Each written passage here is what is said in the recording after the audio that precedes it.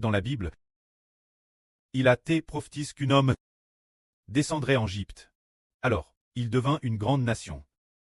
Cet homme, quand il descendit en Égypte, il avait 130 ans. Cet homme est Jacob. Se dire Israël. Quand Israël descendit en Égypte, il n'avait que 70 personnes. Plus tard, lui et ses 70 descendants descendirent en Égypte. Et alors, ils se multiplièrent. Et finalement, la population, après 400 ans, devint madame plus nombreuse que celle de l'Égypte. Alors, c'est une prophétie, une préfiguration future, d'une grande nation. Cela fait référence. Celui qui est appelé Israël, appelle Jacob. L'homme qui est descendu en Égypte, ce moment-là, il n'avait que 70 personnes. Cet homme, préfigure le frère Hébert. Préfigure le frère Hébert. Frères en devenant officiellement les frères Hébert d'Israël. Il y a 13 peu de frères et sœurs, peut-être seulement 70 frères et sœurs. Alors, l'Ancien Testament. Jacob Israël descendant en Égypte. Qu'est-ce que cela signifie? Cela signifie que l'Égypte est la préfiguration de la Chine. Tout comme l'endroit où les deux témoins de l'Apocalypse ont te sacrifié. En Égypte, aussi appelle Sodome. Ainsi, ces deux témoins, l'Égypte où ils ont te sacrifice. Et Sodome, cela fait référence, la Chine. C'est-à-dire que selon le sens spirituel, c'est l'Égypte, mais en réalité, c'est la Chine. Cela signifie que le frère Hébert est dans cet endroit. Dans le futur, aura beaucoup de gens qui croiront l'évangile du frère Hébert et deviendront des Israélites spirituels. Tout comme Jacob dans l'Antiquité et Harry en Égypte. Et alors, ses premiers descendants étaient très peu nombreux, seulement 70 personnes. Plus tard, leur population est devenue plus nombreuse que celle de l'Égypte. Bien plus nombreuse que toute la population de l'Égypte réunie, au point que le pharaon roi d'Égypte de l'époque a eu peur. La préfiguration est que les frères Hébert d'aujourd'hui, sur cette terre de Chine, l'évangile se propagera rapidement. Beaucoup de gens croiront, et après avoir cru, ceux qui parlent chinois. Cette nation situe dans la région de la Chine, beaucoup de gens, par la foi en l'évangile, deviendront les descendants spirituels du frère Hébert. Ces enfants spirituels. Ainsi, la prophétie s'est accomplie. S'accomplissant par Israël devenant une grande nation en Égypte, et justement, concernant cette affaire. Ce n'est pas seulement dans l'agence et l'Exode qu'il y a de telles prophéties. En fait, dans le livre du prophète Saé, il est aussi prophétisé ainsi. Prophétisant que Dieu va frapper l'Égypte. Ainsi, beaucoup de gens en Égypte se retourneront et reviendront vers Jova. De plus, dans ce pays qu'est l'Égypte, il est dit que l'Égypte deviendra une bénédiction pour tous les peuples. La foule fait référence. Ceux qui croiront l'évangile l'avenir, le plus grand nombre se trouve en Chine. Si nous regardons dans ce monde, le pays le plus peuplé est actuellement l'Inde. Auparavant, c'était la Chine. Mais l'Hollande croit le plus l'évangile. Quel pays est-ce? C'est la Chine. C'est la Chine, l'Hollande croit le plus l'évangile. Ensuite vient la Russie. Car la prophétie biblique dit que ces deux pays, l'Égypte et la Syrie, seront une bénédiction pour toutes les nations. C'est-à-dire que les peuples de ces deux pays croiront tous l'évangile. Après avoir cru l'évangile, les peuples de ces deux pays verront apparaître de nombreux frères et sœurs clestes. Il y aura beaucoup de personnes appelées épouses, appelées enfants du livre de vie de l'agneau, qui viendront en grand nombre de Chine et de Russie. Ainsi, la Chine et la Russie, ces frères et sœurs qui ont eu leur vocation cleste, propageront l'évangile, toutes les nations et tous les peuples. Et pour cette raison, les Chinois, sur cette grande terre de Chine, recevront de grandes bénédictions de Dieu. Parce que les personnes que Dieu veut sauver sont très nombreuses, et beaucoup viennent de Chine. C'est pour la Chine une merveilleuse prophétie. De plus, les frères et sœurs voient aussi que l'Israël de la Nouvelle Alliance, le frère Hébert est l'Israël de la Nouvelle Alliance. Et il parle aussi le mandarin, un Chinois résident temporairement. Mais, maintenant, nous ne disons pas que Hébert est chinois. Nous pouvons seulement dire que Hébert est un citoyen du royaume des cieux. Cependant, il est en Chine. C'est juste que, maintenant, il est devenu un enfant spirituel du royaume des cieux. Cela signifie que, Madame le frère Hébert, t'es aussi en Chine au début. La sœur Zhaowan de la Lune t'es aussi en Chine.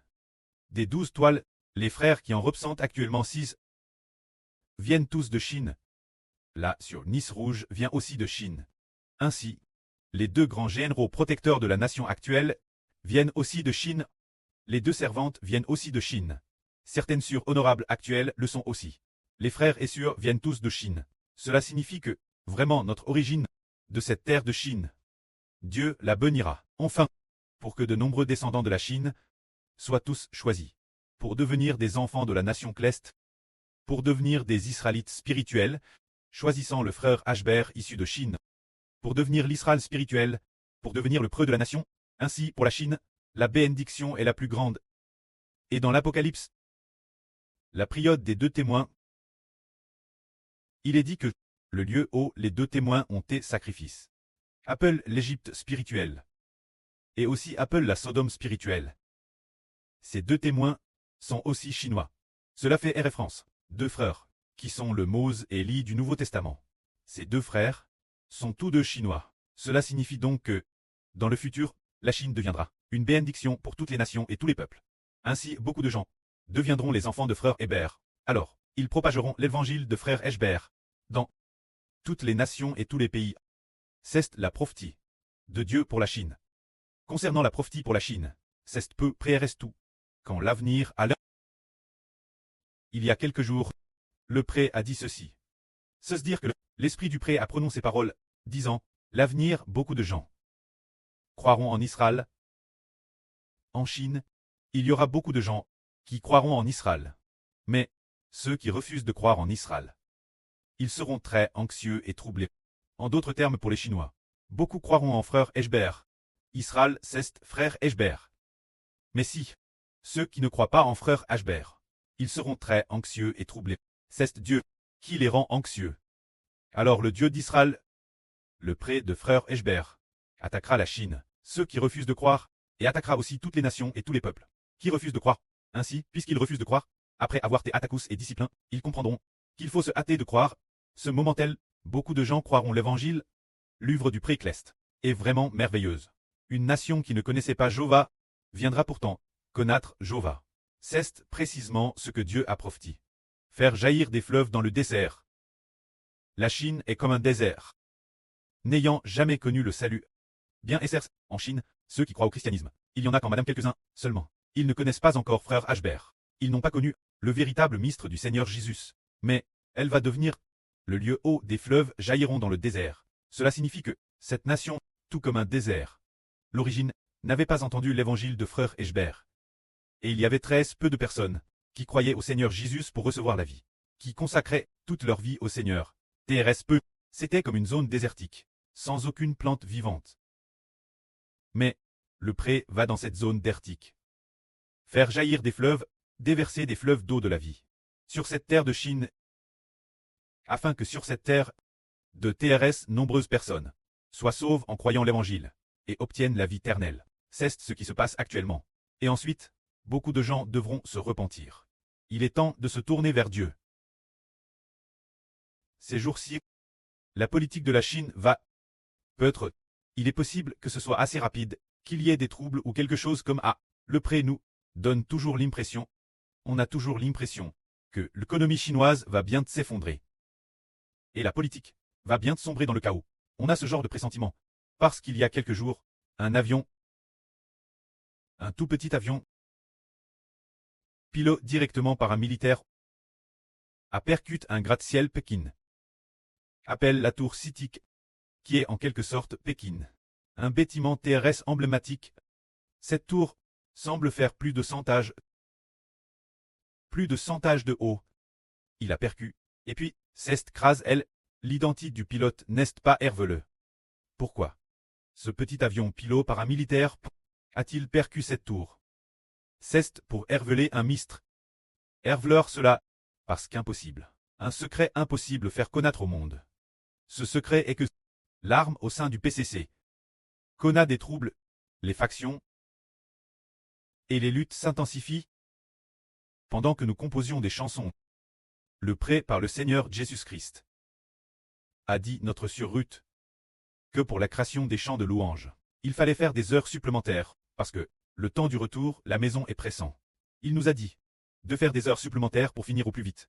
Maintenant, bien que nous ayons fait des modifications, que nous ayons recommencé, change certaines choses, la création doit aussi se faire en heures supplémentaires. C'est pour dire que le pré Jova va accomplir son temps. Le temps d'accomplir sa volonté approche progressivement. Ah, il approche progressivement. De plus, il y a quelques jours, le pré a dit de manière surprenante qu'une surnomme von der Leyen deviendrait aussi notre et de plus, deviendrait une qui guide le peuple de Dieu. Deviendrait une personne qui guide le peuple de Dieu. C'est une personne si noble, TRS noble dans ce monde. Du point de vue du monde, les dirigeants de nombreux pays doivent obéir ses ordres. Elle devient parmi les dirigeants de nombreux pays. Le chef de file, l'équivalent, le leader de l'alliance des dirigeants de nombreux pays. C'est une comme elle. Qui va croire l'évangile avec nous? Ce qui signifie que, par la suite, le temps où le pré accomplira sa volonté est de plus en plus proche. Et pendant cette période, c'est merveilleux. Auparavant, ceux qui n'avaient jamais entendu l'évangile du frère Ashbert, ou bien auparavant, ceux qui voulaient poursuivre les richesses matérielles, par exemple, le frère de la sur Jaowan. Son frère, le pré, a fait faire un RVE la sur Jaowan.